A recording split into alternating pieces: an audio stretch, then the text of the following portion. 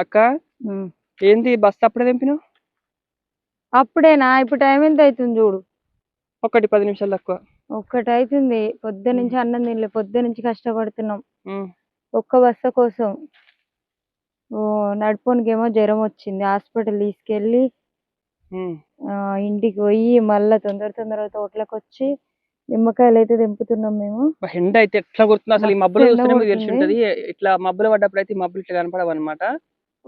ఎండ అయితే చచ్చిపోతున్నా నేనైతే. ఎండ కొడుతుంది అంటుంది అసలు. ఇది నిమ్మ తోట కదా, మళ్ళా ముండ్లు ఇవి. కనీసం ఒక చెట్టు ఉంది, చెట్టు కింద పోయి నిలబడదాం అన్నట్టు లేదు.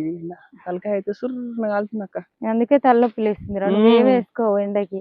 నేను ఈరోజు షెడ్ తెచ్చుకోవడం కూడా మర్చిపోయినా హడావిల్లా. అంటే హాస్పిటల్ చూపించిన.